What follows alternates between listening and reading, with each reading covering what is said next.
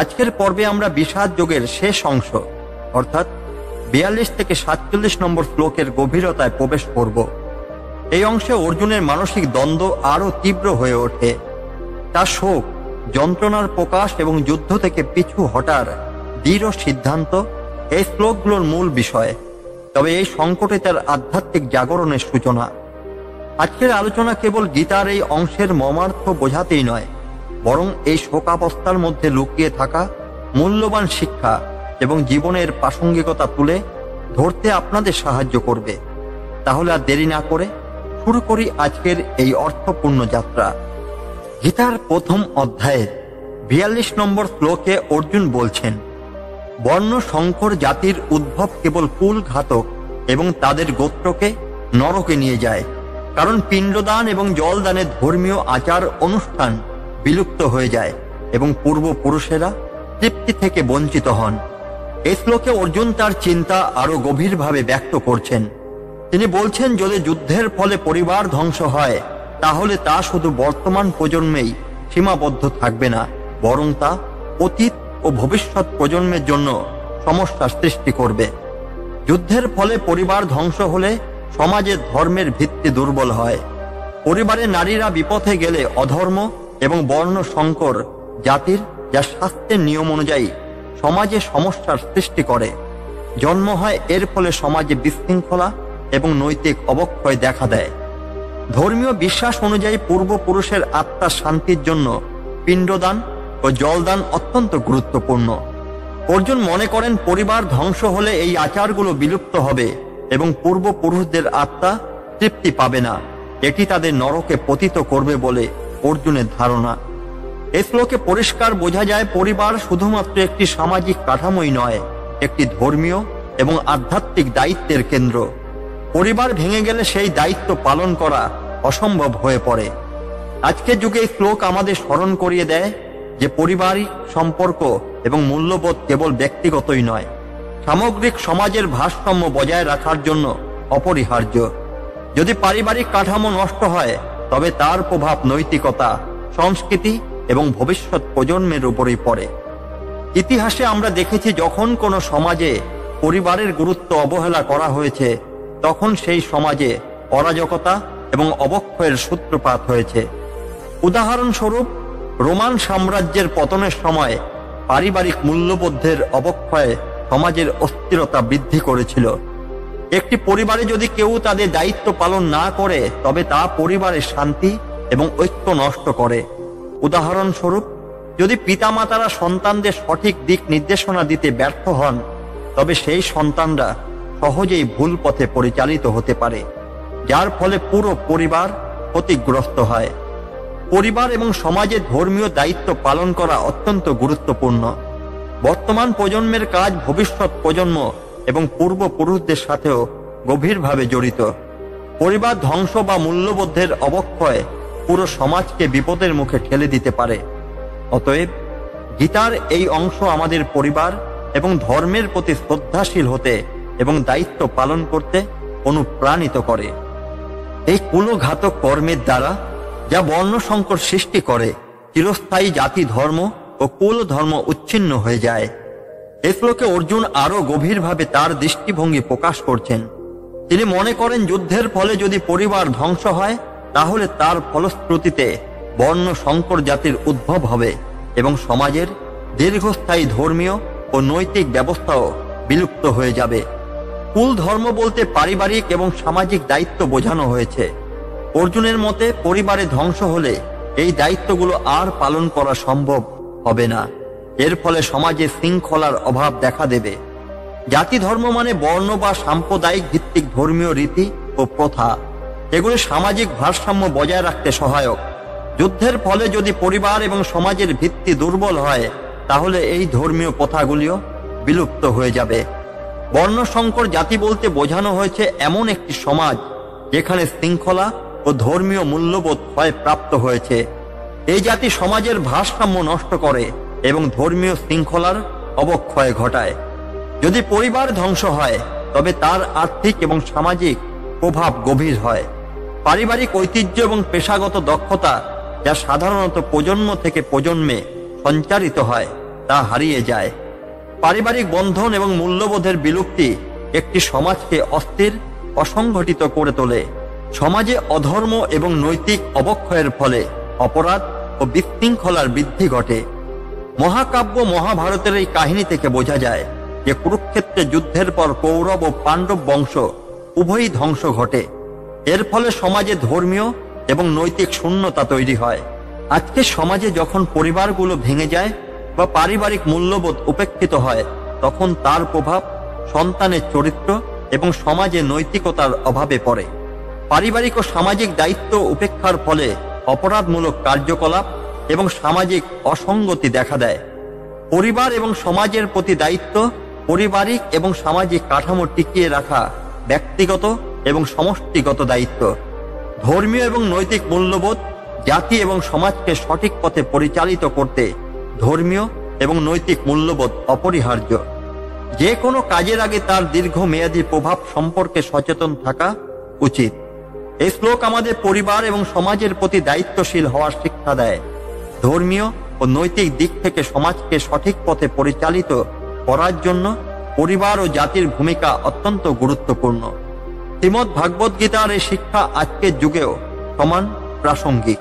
হে জনার্দন, পরিবার ধ্বংস হলে তাদের কুল ধর্ম বিলুপ্ত হয় এবং আমরা শুনেছি এভাবে অধর্ম বিস্তারের ফলে এমন ব্যক্তিদের নিশ্চিতভাবে নরক বাস হয়। এই শ্লোকে অর্জুন তার শঙ্কার আরেকটি দিক তুলে ধরছেন। যুদ্ধের ফলে যদি পরিবার ধ্বংস হয়ে যায়, তাহলে তার প্রভাব শুধুমাত্র সামাজিকই নয়, আধ্যাত্মিক ও পারলৌকিক জীবনের ওপরও পড়ে। তিনি কৃষ্ণকে বোঝাতে চেয়েছেন যে পরিবার ধ্বংস হলে ধর্ম এবং নৈতিকতায় বিলুপ্ত হয় এবং এর ফলে মানুষকে নরক বাস করতে হয়। অর্জুনের মতে পরিবার ধ্বংস হলে তাদের ঐতিহ্য, রীতিনীতি এবং ধর্মীয় আচার অনুষ্ঠান চিরতরে হারিয়ে যায়। এটি কেবল একটি প্রজন্মেরই নয়, ভবিষ্যৎ প্রজন্মের ওপরও প্রভাব ফেলে। তিনি উল্লেখ করেন, শাস্ত্র এবং প্রাচীন জ্ঞান অনুসারে যারা কুলধর্ম রক্ষা করতে ব্যর্থ হয়, তাদের আত্মা নরকে বাস করতে বাধ্য হয়। এটি ধর্মের নিয়ম অনুযায়ী একটি গুরুতর শাস্তি। এই শ্লোক অর্জুনের দূরদর্শিতা এবং বিবেকের পরিচয় দেয়।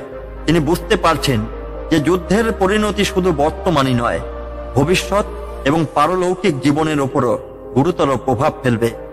অর্জুন যে নরকবাসের কথা উল্লেখ করছেন তা আসলে আমাদের কর্মফল এবং ধর্মের প্রতি দায়িত্ব সম্পর্কে গভীর বার্তা দেয়। ধর্মীয় মূল্যবোধ এবং ঐতিহ্য রক্ষা করা মানব জীবনের একটি গুরুত্বপূর্ণ কর্তব্য। পরিবার ধ্বংস হলে সামাজিক শৃঙ্খলা ভেঙে পড়ে এবং একটি সমাজে অধর্ম, অরাজকতা ছড়িয়ে পড়ে। পরিবার নৈতিকতা, মূল্যবোধ এবং সংস্কৃতির মূল ভিত্তি। যদি তা দুর্বল হয়, তবে সমাজও দুর্বল হয়ে পড়ে। মহাকাব্যের কাহিনী অনুযায়ী কৌরব এবং পাণ্ডবদের যুদ্ধের ফলে শুধু তাদের পরিবারের নয়, পুরো সমাজের ধর্মীয় ও সামাজিক ভিত্তি নষ্ট হয়েছিল। বর্তমান যুগে পারিবারিক বিচ্ছেদ এবং বিবাহ বিচ্ছেদের উচ্চ হারের কারণে পারিবারিক মূল্যবোধ এবং ঐতিহ্য হ্রাস পাচ্ছে। এর ফলে নতুন প্রজন্ম নৈতিকতার অভাব নিয়ে বড় হচ্ছে, যা সমাজে অপরাধ এবং বিশৃঙ্খলা সৃষ্টি করছে। ধর্মীয় এবং সামাজিক দায়িত্ব পালনে পরিবারের ভূমিকা অপরিহার্য। প্রতিটি কাজের ফল রয়েছে। যদি পরিবার ধ্বংস হয়, তাহলে তার পরিণাম শুধু ব্যক্তিগত নয়, সামাজিক এবং আধ্যাত্মিক ক্ষেত্রেও পড়বে। কোনো সিদ্ধান্ত নেওয়ার আগে তার দীর্ঘমেয়াদী প্রভাব সম্পর্কে চিন্তা করা উচিত। এই শ্লোক অর্জুনের অন্তর্দ্বন্দ্ব এবং ধর্মীয় চিন্তার গভীরতা প্রকাশ করে। গীতার এই অংশ থেকে আমরা শিখতে পারি যে পারিবারিক এবং সামাজিক শৃঙ্খলা বজায় রাখা শুধু ব্যক্তিগত দায়িত্বই নয়, বরং একটি আধ্যাত্মিক কর্তব্য।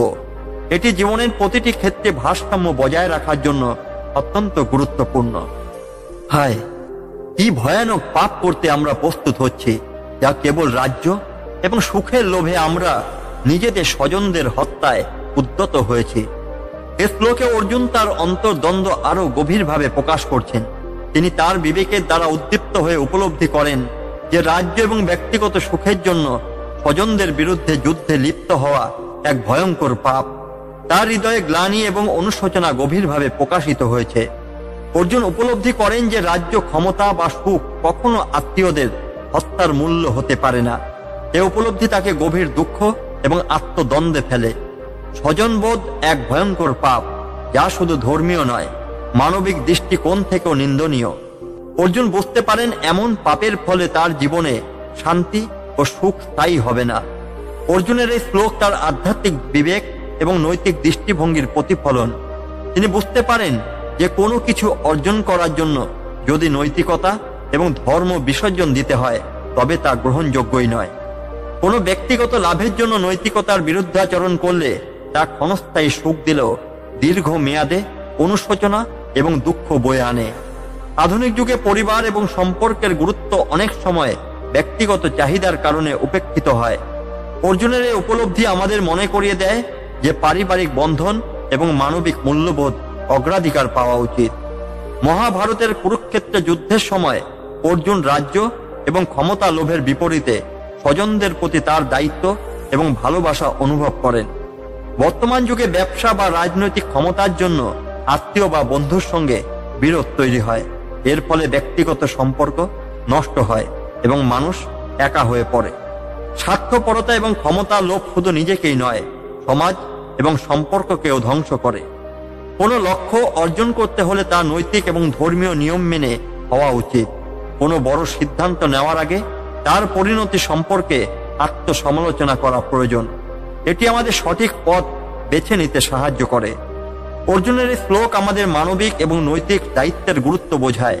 এটি ব্যক্তিগত সুখের জন্য অন্যদের ক্ষতি করার বিপরীতে সম্পর্ক এবং নৈতিকতার প্রতি দায়িত্ববোধের উপর জোর দেয়। এই শিক্ষা আজকের যুগেও সমান প্রাসঙ্গিক। যদি অস্ত্রধারী কৌরবেরা যুদ্ধক্ষেত্রে নিরস্ত এবং প্রতিরোধহীন আমাকে হত্যা করে তবে সেটাই আমার জন্য অধিক মঙ্গলজনক হবে। এই শ্লোকে অর্জুন তার চরম হতাশা এবং দ্বিধাগ্রস্ত মনোভাব প্রকাশ করছেন। যুদ্ধের ভয়াবহতা, নৈতিক দ্বন্দ্ব এবং পরিবার ও আত্মীয়দের প্রতি ভালোবাসা তাকে এতটাই ব্যথিত করেছে যে তিনি নিজের মৃত্যু কামনা করছেন। তার মতে নিজের আত্মীয়দের হত্যা চেয়ে তার হাতে মৃত্যু হওয়া অনেক ভালো। অর্জুন এখানে বলছেন যে তিনি যুদ্ধের জন্য প্রস্তুত নন এবং এমনকি নিরস্ত অবস্থায় শত্রুর হাতে নিহত হতে রাজি। এটি তার গভীর দুঃখ এবং মানসিক দোলাচলের পরিচয় বহন করে। অর্জুন উপলব্ধি করছেন যে যুদ্ধের ফলে তার কৌলিক ধর্ম এবং পারিবারিক দায়িত্ব ক্ষতিগ্রস্ত হবে। এটি তাকে এমন পরিস্থিতিতে ফেলে দিয়েছে যেখানে তিনি নিজের জীবনকেও মূল্যহীন মনে করেন। অর্জুনের বক্তব্য তার আত্মসমর্পণের ইচ্ছার প্রতিফলন। যুদ্ধক্ষেত্রে যুদ্ধের পরিবর্তে তিনি মৃত্যুকে বেছে নেওয়ার কথা বলছেন। যুদ্ধের কারণে অর্জুনের মনোভাবের মতোই জীবনের কঠিন সিদ্ধান্তগুলিতে অনেক সময় আমরা নৈতিক দ্বন্দ্বের মুখোমুখি হই। তবে আত্মসমর্পণ কখনো সমস্যার সমাধান নয়, এটি আমাদের সাহস এবং আত্মবিশ্বাস খুঁজে পাওয়ার জন্য শিক্ষা দেয়। এই শ্লোক মানসিক চাপ এবং হতাশার একটি নিদর্শন। আধুনিক যুগে অনেক মানুষ কঠিন পরিস্থিতিতে আত্মসমর্পণ করে। এই শ্লোক থেকে শিক্ষা নেওয়া যায় যে জীবনের সমস্যা মোকাবিলা করার জন্য ধৈর্য এবং মনোবল প্রয়োজন। মহাভারতের এই যুদ্ধের সময় অর্জুন একদিকে তার ধর্ম এবং অন্যদিকে পারিবারিক সম্পর্কের মধ্যে দ্বন্দ্বে পড়েছিলেন। একইভাবে বিভিন্ন যুদ্ধ বা বিপ্লবের সময় অনেক নেতা নৈতিক এবং মানসিক দ্বন্দ্বে পড়ছেন। একজন ছাত্র যখন পরীক্ষায় ব্যর্থ হওয়ার ভয়ে হাল ছেড়ে দেয় তখন সে অর্জুনের মতো মনোভাব প্রদর্শন করে। জীবনের বিভিন্ন ক্ষেত্রে মানুষ এমন সময় হতাশ হয় যখন তারা সমস্যার সমাধান খুঁজে পায় না। জীবন যতই কঠিন হোক না কেন আত্মসমর্পণ নয়, বরং সমস্যার সমাধান খোঁজা উচিত। নেতিবাচক চিন্তাধারা মানুষকে দুর্বল করে তোলে। অর্জুনের এই অবস্থান থেকে শেখা যায় যে এমন পরিস্থিতিতে আত্মনিয়ন্ত্রণ জরুরি। কঠিন সময় আমাদের প্রয়োজন ধৈর্য, সাহস এবং সিদ্ধান্ত গ্রহণের ক্ষমতা। অর্জুনের শ্লোক মানব জীবনের একটি গুরুত্বপূর্ণ দিক তুলে ধরে। এটি আমাদের শেখায় যে জীবনে যে কোনো পরিস্থিতিতে হাল ছেড়ে দেওয়া সমাধান নয়, নৈতিকতার পথ থেকে সমস্যার মুখোমুখি হওয়াই সত্যিকারের বীরত্ব। এই কথা বলে অর্জুন যুদ্ধক্ষেত্রে নিজের ধনুক ও তীর ত্যাগ করে রথের উপর বসে পড়লেন। তার মন গভীর শোকে ভরাক্রান্ত ছিল। এই শ্লোকটি গীতার প্রথম অধ্যায়ের সমাপ্তি চিহ্নিত করে। অর্জুনের মানসিক অবস্থা এখানে অত্যন্ত স্পষ্টভাবে ফুটে উঠেছে। যুদ্ধক্ষেত্রে যুদ্ধের দ্বার প্রান্তে দাঁড়িয়ে অর্জুন পুরোপুরি ভেঙে পড়েন এবং শোক ও দুঃখে নিজেকে সম্পূর্ণরূপে হারিয়ে ফেলেন। অর্জুনের মন তখন পারিবারিক বন্ধন, নৈতিকতা এবং যুদ্ধের ফলাফল নিয়ে বিভ্রান্ত ছিল। শোক এবং অপরাধ বোধে তিনি যুদ্ধ করতে অপরাধ হয়ে পড়েন। অর্জুন এখানে ধনুক এবং তীর ত্যাগ করছেন, যা যুদ্ধ থেকে তার পিছু হটার প্রতীক। এটি তার চরম মানসিক সংকট এবং যুদ্ধের প্রতি বিরোধিতার চিহ্ন। এই শোক এবং দ্বিধাগ্রস্ত অবস্থার মধ্যে দিয়েই অর্জুনের আধ্যাত্মিক জিজ্ঞাসা শুরু হয়। শ্রীকৃষ্ণের শিক্ষার জন্য এই মানসিক অবস্থাই প্রয়োজন ছিল। এই শ্লোক মানব জীবনে হতাশা এবং মানসিক চাপের প্রতীক। আমরা জীবনের বিভিন্ন সময় এমন পরিস্থিতির সম্মুখীন হই যেখানে সিদ্ধান্ত নেওয়া কঠিন হয়ে পড়ে এবং আমরা সম্পূর্ণ দিশাহীন হয়ে পড়ি। অর্জুনের এই অবস্থান আত্মসমর্পণের ইঙ্গিত দেয়, তবে এটি নেতিবাচক অর্থে নয়, বরং এক নতুন পথের সন্ধানের সূচনা। মানসিক বিপর্যয়ের সময় আধ্যাত্মিকতার সাহায্যে মানুষ জীবনের অর্থ খুঁজে পেতে পারে। অর্জুনের এই অবস্থার আমাদের শিখিয়ে দেয় যে এমন সময় একজন যোগ্য উপদেষ্টার সহায়তার প্রয়োজন। মহাত্মা গান্ধী যখন দক্ষিণ আফ্রিকায় বর্ণ বিদ্বেষের শিকার হন, তখন প্রথমে তিনি হতাশ হয়ে পড়েছিলেন, কিন্তু সেই অভিজ্ঞতা থেকেই তিনি সত্যাগ্রহ আন্দোলনের পথ খুঁজে পান। একজন ছাত্র যখন পরীক্ষায় বারবার ব্যর্থ হয়, তখন সে হতাশ হয়, তবে একজন ভালো পরামর্শদাতা পেলে সে আবার নতুন করে চেষ্টা করতে পারে। কর্মক্ষেত্রে চরম ব্যর্থতার মুখোমুখি হয়ে মানুষ অনেক সময় ভেঙে পড়ে, তবে সঠিক দিক নির্দেশনা এবং মানসিক শক্তি তাকে এগিয়ে নিয়ে যায়। জীবনের কঠিন সময় আমাদের মনে শোক এবং দুঃখ আনতে পারে, তবে সঠিক পথে এগোলে সেই সময় নতুন উপলব্ধির জন্ম দেয়। অর্জুনের এই শোক এবং দ্বিধা পরবর্তীতে তাকে জ্ঞান এবং কৃতজ্ঞতার পথে পরিচালিত করে। জীবনে এমন পরিস্থিতিতে একজন সঠিক পরামর্শদাতার গুরুত্ব অপরিসীম। শ্রীকৃষ্ণের মতো একজন গুরুর প্রয়োজন, যিনি সঠিক দিশা দেখাতে পারেন। অর্জুনের এই শ্লোক তার মানবিক দুর্বলতার প্রতিফলন, কিন্তু এটি কেবল এক সংকটের চিহ্ন নয়, বরং আধ্যাত্মিক পরিবর্তনের সূচনাও। জীবনের প্রতিকূল পরিস্থিতি থেকে শিক্ষা নিয়ে আমরা নতুন দিক নির্দেশনা এবং শক্তি পেতে পারি। শ্রীমদ্ ভগবদ গীতার পরবর্তী অধ্যায়গুলোতে শ্রীকৃষ্ণ অর্জুনকে যে শিক্ষা দেবেন তার ভিত্তি তৈরি হয় এই শ্লোক থেকেই। আজকের আলোচনা এখানেই শেষ করছি। আমরা গীতার প্রথম অধ্যায় বিষাদ যোগের শেষ শ্লোকগুলো নিয়ে বিশেষ আলোচনা করেছি এবং দেখেছি কিভাবে অর্জুনের শোক এবং দ্বিধা তার আধ্যাত্মিক যাত্রার সূচনা করছে। এই শ্লোকগুলো আমাদের শেখায় যে জীবনের কঠিন মুহূর্তগুলোই নতুন দিশা পাওয়ার সুযোগ নিয়ে আসে। আপনারা যদি আমাদের আগের পর্বগুলো না দেখে থাকেন, তবে ডেসক্রিপশন বক্সে দেওয়া লিঙ্ক থেকে দেখে নিতে পারেন। আমাদের সঙ্গে থাকার জন্য ধন্যবাদ। এই ভিডিওটি যদি আপনাদের ভালো লেগে থাকে, তবে লাইক, শেয়ার এবং সাবস্ক্রাইব করতে ভুলবেন না। পরবর্তী পর্বে আমরা গীতার দ্বিতীয় অধ্যায় সাংখ্য যোগ নিয়ে আলোচনা শুরু করব, যেখানে শ্রীকৃষ্ণ অর্জুনকে দুঃখের মাঝেও স্থিতি বজায় রাখার মন্ত্র দেবেন। তাই আমাদের সঙ্গে থাকুন এবং গীতার গভীর জ্ঞান থেকে প্রেরণা পান। আবার দেখা হবে পরের পর্বে। জয় শ্রীকৃষ্ণ।